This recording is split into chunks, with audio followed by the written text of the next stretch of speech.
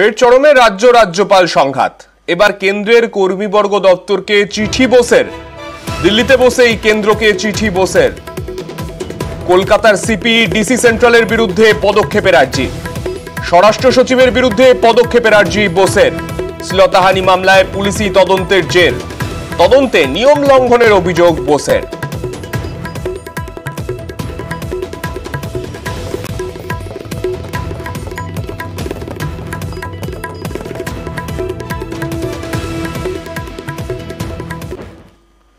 চব্বিশের লোকসভা ভোটে বাংলায় ভরাডুবি। 26-এর যুদ্ধ জিততে নতুন টিম নিয়ে ঝাঁপাতে চাইছে বঙ্গ বিজেপি। সংগঠনে বড়সড় রদবদলের পথে পদ্ম শিবির।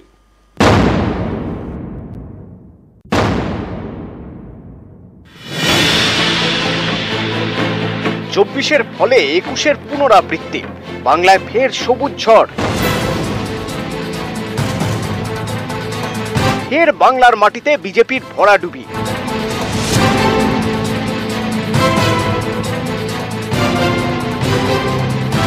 এর থেকে শিক্ষা নিয়ে 26-এর লক্ষ্যে এখন থেকে ঝাঁপাতে চাইছে বঙ্গ বিজেপি।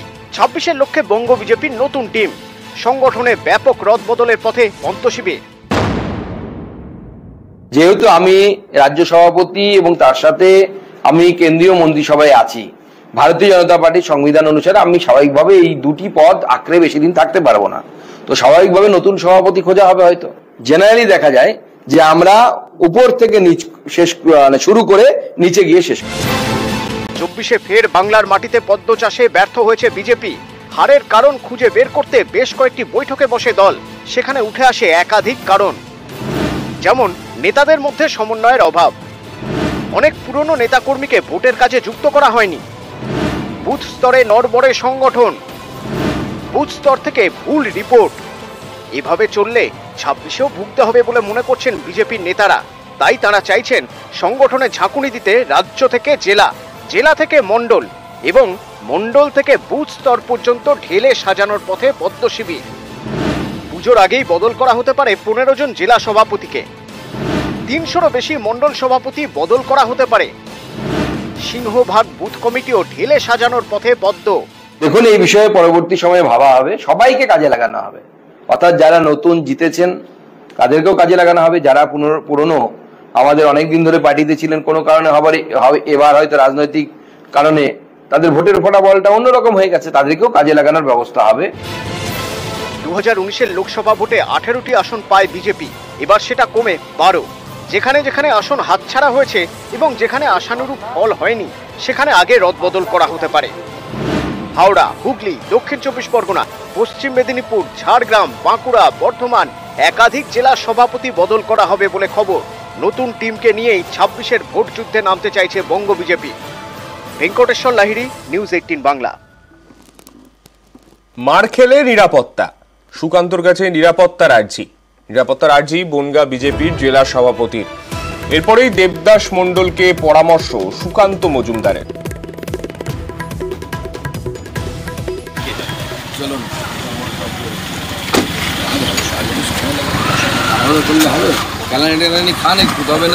বলবো যে সিকিউরিটি দরকার আছে, স্যালারি না খেলে কি সিকিউরিটি বুঝবে কি করে সিকিউরিটি দরকার আছে। কারো উপর হামলা হলে তখন সিকিউরিটি দেওয়ার নিয়ম আছে, বা কারো উপরে রিস্ক থাকলে পরে আমরা ওনার রিস্ক আছে আমরা জানি, যদি উনি মার খান তাহলে আমরা ভাববো, ভেবে দেখবো।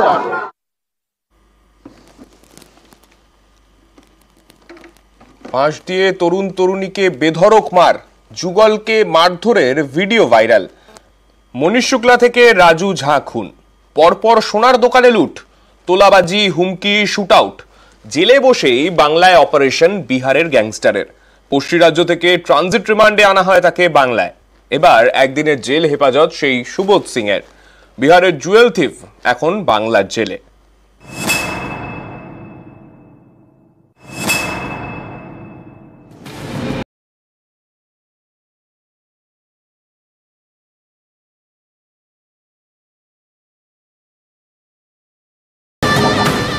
নামেই জেল, সিনেমা জেলের মধ্যেই ভরপুর খাতির যত্নের ব্যবস্থা ছিল।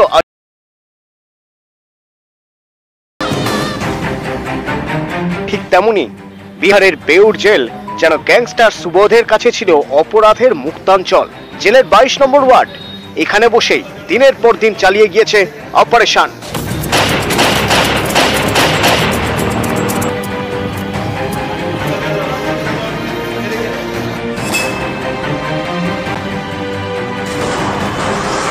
সোনার দোকানে ডাকাতি থেকে দেশের নানা প্রান্তে ব্যবসায়ীদের ফোন করে হুমকি, শুট আউট, বাদ যায়নি কিছুই।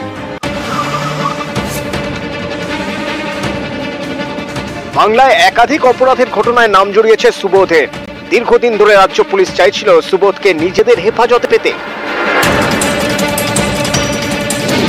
এবার 2022 সালে রানীগঞ্জের স্বর্ণ ব্যবসায়ীর বাড়িতে ডাকাতি ও অপহরণের চেষ্টার মামলায় ট্রানজিট রিমান্ডে সুবোধ সিংকে বাংলায় নিয়ে এসেছে সিআইডি। একসময় নিজের শার্প শুটার ছিল সুবোধ। ধীরে ধীরে নিজের গ্যাং গড়ে তোলে। বিহারে অপরাধের সাম্রাজ্য কায়েম করে হাত বাড়ায় ভিন রাজ্যে। ভিন রাজ্যে স্থানীয় দুষ্কৃতীরা খবর দিত, তার ভিত্তিতে অপারেশনে নামতো সুবোধের গ্যাং। বিহার ছাড়াও সুবোধের গ্যাং বিশেষভাবে সক্রিয় ছিল পশ্চিমবঙ্গ, ঝাড়খণ্ড, উত্তরপ্রদেশ সহ নানা রাজ্যে। অভিযোগ, এই সব রাজ্যে সোনার দোকানে ডাকাতির বেশিরভাগেরই মাস্টারমাইন্ড বিহারের এই মাফিয়া। এর জন্য অপরাধ জগতের অনেকেই একে জুয়েল থিপ বলে ডাকে। গত কয়েক বছরে একের পর এক অপরাধ। 2018 থেকে বিহারের বেউর জেলবন্দি সুবোধ সিং, কিন্তু জেলে ভরেও লাভ হয়নি। অভিযোগ, জেলে বসেই অপরাধের নেটওয়ার্ক চালাতো সুবোধ সিং।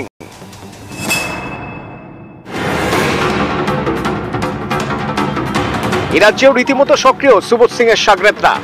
বারবার নানা অপরাধে উঠে এসেছে কুখ্যাত এই গ্যাংস্টারের নাম। বারাকপুরে বিজেপি নেতা মনীশ শুক্লা খুন, 2023-এ কয়লা মাফিয়া রাজু ঝার হত্যা, কখনো টার্গেট সোনার দোকান,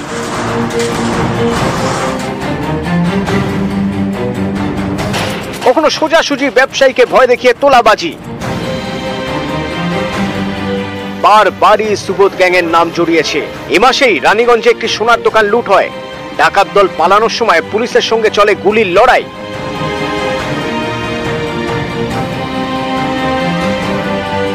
তদন্তকারীদের সন্দেহ, ওই ডাকাতির ঘটনার মাস্টারমাইন্ড সুবোধ সিং। এর কয়েকদিনের মাথায় বেলঘড়িয়া রথতলায় অজয় মণ্ডল নামে এক ব্যবসায়ীর গাড়ি লক্ষ্য করে গুলি চলে। অভিযোগ, এর পিছনে ছিল সুবোধ সিং। এখানেই শেষ নয়, পরে সেই ব্যবসায়ীকে বিহারের জেলে বসেই হুমকি ফোন। आता गोली करने का क्या काम था? एक दो करके आपको डराना है, हमको एक दो करके छोड़ देता।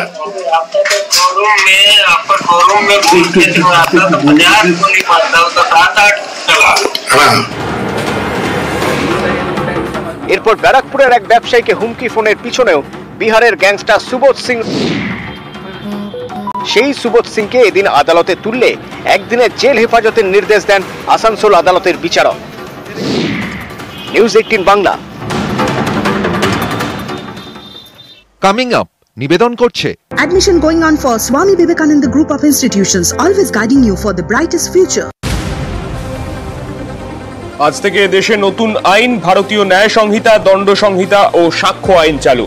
রাষ্ট্রদ্রোহে কড়া ব্যবস্থা। পুলিশকে বিপুল ক্ষমতা, বিরোধীদের আপত্তি অগ্রাহ্য করেই শুরু নতুন বিচার প্রক্রিয়া। বিবাহ বহির্ভূত সম্পর্কের অভিযোগ, সালিশিতে যুগলকে বেধড়ক মার। চোপড়ার দিঘলগাঁওয়ের ঘটনায় চাঞ্চল্য। তাজিমুল ইসলাম ওরফে জেসিবি নামে কুখ্যাত অপরাধীর ছবি ভাইরাল। শতপ্রণোদিত মামলা রুজু পুলিশের, গ্রেফতার তাজিমুল। Coming up, নিবেদন করলো Admission going on for Swami Vivekananda Group of Institutions, always guiding you for the brightest future. আবারও সোনার দোকানে লুট। এবার হুগলির বেগমপুরের সোনার দোকানে লুট দুই দুষ্কৃতীর। ব্যবসায়ীর অনুমান, দুষ্কৃতীরা বিহারের বাসিন্দা। তারা হিন্দিতে কথা বলছিল। বেগমপুরের আগে হাওড়ার ডোমজুরের একাধিক দোকানে লুটের চেষ্টা করে সেই দুই দুষ্কৃতী। পুলিশের সন্দেহ, হাওড়ায় ব্যর্থ হয়ে হুগলির সোনার দোকানে যায় তারা। আবারও দুষ্কৃতীদের নিশানায় সোনার দোকান। আবারও সোনার দোকানে ঢুকে গয়না লুটপাট।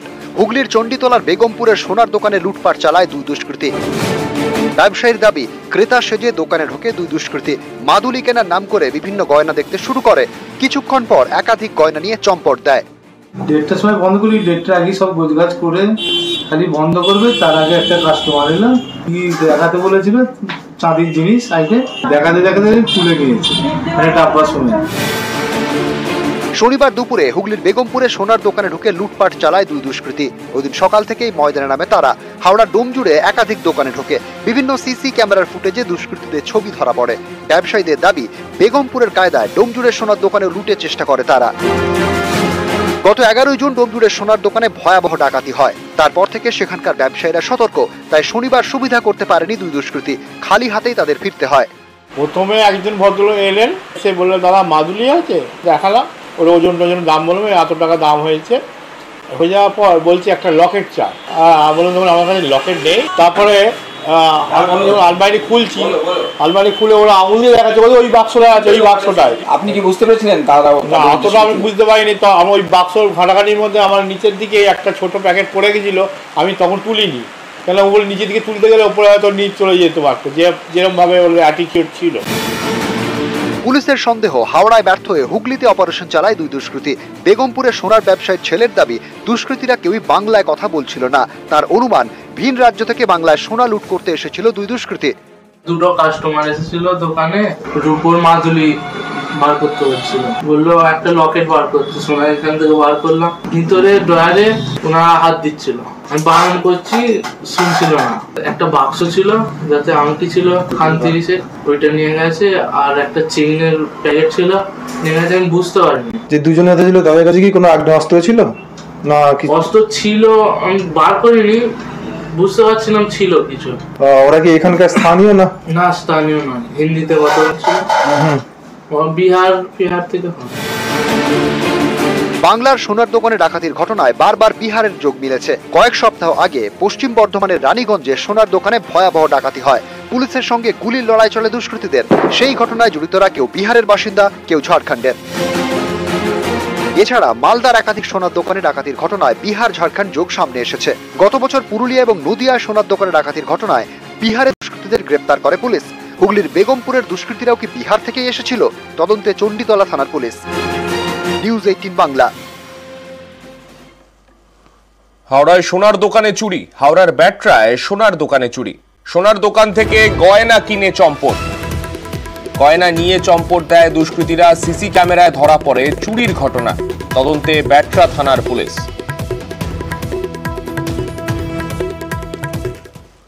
রাস্তা সারাই বন্ধ করেছেন ঠিকাদার। এর জেরে ভোগান্তি বাঁকুড়ার বিষ্ণুপুরের বাঁকাদহে। স্থানীয়দের দাবি, বেহাল রাস্তায় মাঝে মধ্যেই দুর্ঘটনা ঘটছে। প্রশাসনকে জানিয়েও কোনো লাভ হয়নি, তাই রাস্তা অবরোধ করে বিক্ষোভে স্থানীয়রা। গত মার্চে রাস্তা সারানোর কাজ শেষ হওয়ার কথা ছিল, কিন্তু তা হয়নি, তাই বেহাল রাস্তার ভোগান্তিও ঘোচেনি। স্থানীয়দের অভিযোগ, মাঝে মধ্যেই ঘটছে দুর্ঘটনা। সমস্যায় পড়েছেন রাস্তার পাশের বাসিন্দারা। দুর্ভোগের এ ছবি বাঁকুড়ার বিষ্ণুপুরের বাঁকাদহের।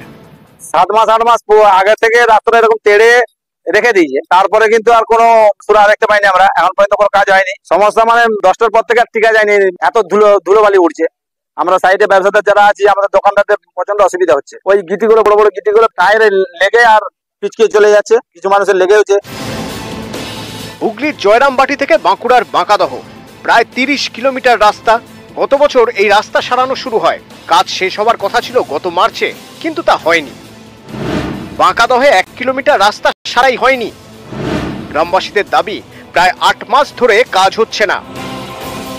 বেহাল রাস্তায় স্থানীয়দের দুর্ভোগ চরমে উঠেছে।